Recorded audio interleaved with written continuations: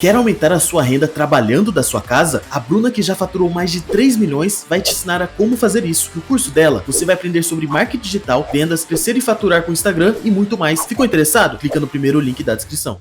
Na verdade, tipo, é meio que uma aversão do que a sua família fazia. Foi um comportamento contrário. Mano, não vou querer ter dívida, não vou querer ficar duro e vou fazer meu dinheiro e guardar. Isso é legal porque, por exemplo, no meu caso também, meus pais nunca tiveram um bom controle financeiro. Sempre estourava cartão. Eu lembro uma época que minha mãe tinha 6 cartões, mano. Desnecessário. Pra quê, tá ligado? E eu sempre via isso, mano. Eu não vou ter essa vida. É mais corda pra se enforcar, né? É mais corda. É cartão, é cheque especial. Infelizmente, no Brasil é normal, né? Algo que não deveria ser. As pessoas acabam se acostumando a ter o saldo negativo, a não sobrar nada no fim do mês. Claro que tem gente que passa necessidade, que é complexo, mas tem gente que não deveria passar e passa. E fica muitos anos nessa linha de viver com o que tem, com pouco e patinando. E isso é uma coisa que eu odeio e eu falei pra mim, mano, desde moleque, eu vou ser rico, eu nunca vou passar por isso. É lógico que no começo, vários erros, né? Mas conforme o tempo foi melhorando. E isso é bem curioso, porque assim, até olhando, né, as ações ali da minha família, né, porque eu fui criado pela minha mãe e pela minha avó. Ao contrário de eu ver, por exemplo, que o Vinícius citou, né, a minha mãe tinha cartão de crédito, eu vi a minha avó fazendo muito empréstimo, né, então consignado, tudo mais, quando ela se aposentou. Eu lembro quando, né, fez uma reforma do banheiro lá em casa. Aí eu falei, vó, mas de onde que saiu esse dinheiro aí que você, né, tá sacando daqui e dali pra pagar pedreiro, comprar material? Não, fiz um empréstimo ali na Caixa, depois no BMG, baratinho, né? Não, mas vai pagar quanto? Não, eu vou pagar, já vai descontar direto, né? Então isso é bem real, né? Quando a gente olha os nossos antepassados, assim, né? Entre aspas. Minha avó é a mesma coisa. Que você olha e fala, pô, mas mesmo tendo ali, vamos dizer assim, uma certa previsibilidade de dinheiro, né? No caso da minha avó, da aposentadoria, ainda assim pega o dinheiro e sai gastando como se não houvesse o amanhã, tá ligado? Infelizmente, boa parte dos brasileiros acabam passando por esse tipo de situação. E fazendo uma conexão aqui, né, relacionada à dívida, você já chegou a ter dívida, assim, puta, mano, eu não vou conseguir pagar essa conta, puta, mano, meu nome vai sujar, ou algo do tipo? Olha, teve um momento onde eu cheguei a fazer um empréstimo consignado desses, quando eu era militar, porque eu tinha comprado um imóvel na planta, no Rio de Janeiro, pensando que ele iria se valorizar. Você morava no Rio? Morava no Rio nessa época, pensando que ele iria se valorizar. E, na verdade, o imóvel nunca foi entregue. Nossa. Porque a construtora era aquela época daquela bolha imobiliária, né? Brasil vai ter Copa do Mundo, vai ter Olimpíada no Rio, os preços dos imóveis no Rio bombando. Minha mãe era corretora imobiliária, ela chegou para mim e falou, tem uma oportunidade muito interessante para você. É um hotel que vai funcionar como se fosse um fundo imobiliário, né?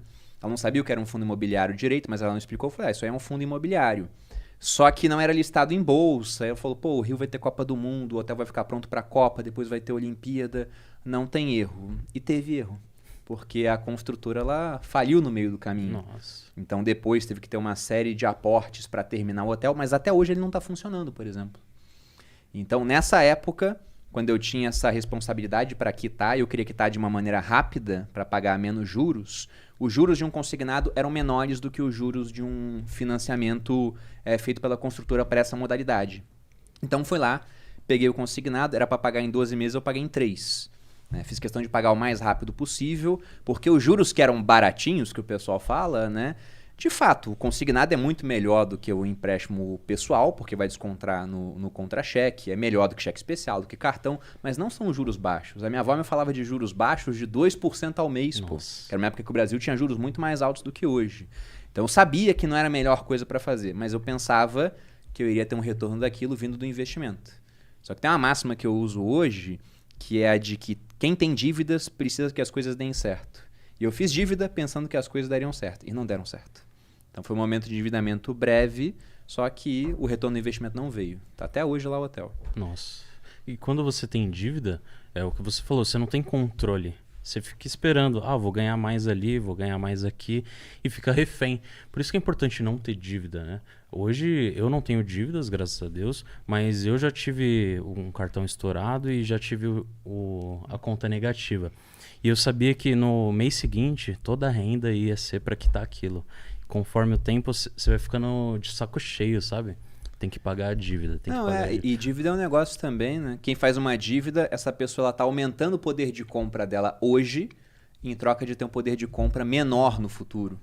É totalmente o contrário do investidor. O investidor ele ganha hoje um certo dinheiro, ele pega uma parte daquilo, poupa para investir, ou seja, ele está abrindo mão de poder de consumo hoje para ter mais no futuro. Esse cara vai se dar bem, né? O cara que faz a dívida vai acabar se dando mal, pô. Porque ele está aceitando ganhar menos lá na frente. Só que lá na frente, o eu do futuro dele vai ser um cara mais velho, que às vezes agora ele está solteiro, vai estar casado, vai estar com um filho, vai estar com uma capacidade laborativa menor ao longo do tempo, né? Depois de um certo momento de auge, assim, de parte física e mentalidade, você começa a declinar. Provavelmente vai precisar de mais dinheiro porque o custo de tudo vai estar mais alto, porque aqui no Brasil a gente tem uma inflação crescente. Então não é um bom negócio você fazer essa troca hoje. É pensar muito no imediato, abrindo mão do futuro. E infelizmente, como você falou, Vinícius, isso hoje é o normal, mas não deveria ser, né? A gente poderia falar que isso é o comum, mas não deveria ser o normal. Não, isso é uma grande verdade, porque assim, eu lembro a primeira vez... Aliás, quando eu descobri o cheque especial. Meu Deus do céu, mano. Eu fui pagar um boleto da faculdade, né? A faculdade era o quê? Uns 600 e pouco. E na minha conta tinha 500 e alguma coisa. Aí eu falei, caralho, eu não vou conseguir pagar.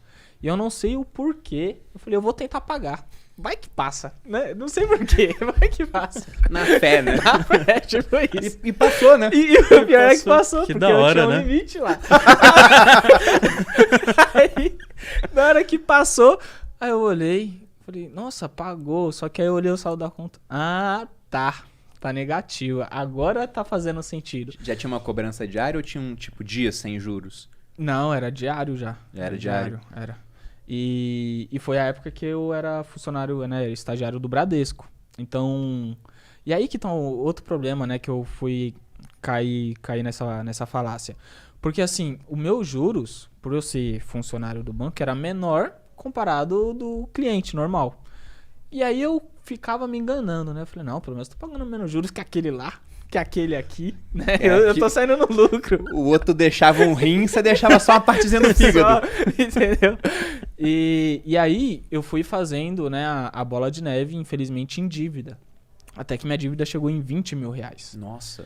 E é o que o Vinícius falou, tipo, estressa. Eu lembro que E assim, eu já tava correndo o risco de ser demitido. Eu falei, mano, porque o nome não podia ficar sujo, acho que durante 2 semanas, alguma coisa assim.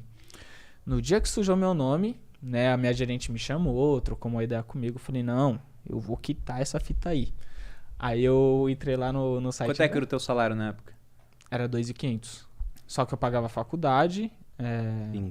Inglês, uma parte do transporte, né, que era... Você devia 8 vezes o teu salário. Sim. O todo, né? Sendo que você tinha uma isso. série de custos. E aí eu falei, mano, não dá mais. E aí eu fui lá, renegociei.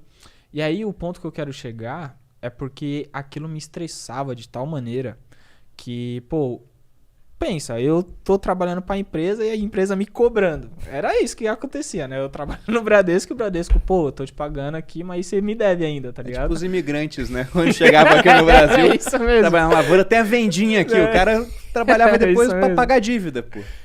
E assim, eu acho que o ponto que eu mais fiquei incomodado e inconformado foi quando ligavam em casa, eu lembro que era um sábado, e minha avó que atendia, né? E geralmente eu não tava em casa mesmo, mas nesse dia eu tava e minha avó falou assim, não, ele não tá em casa, e eu tava do lado dela. E aí eu falei, pra quem que era, avó? Ela falou, não, era a empresa que você trabalha te cobrando. Nossa. Aí eu olhei assim, eu falei, nossa, olha o nível que chegou. Né, de, beleza, uma coisa é me incomodar, outra coisa é incomodar as pessoas que, pô, estão do meu lado, morando comigo. E aí, a partir disso, eu falei, mano, nunca mais eu vou pagar a faculdade usando, tipo, zoeira. Mas assim, nunca mais eu vou entrar em dívida, né, renegociei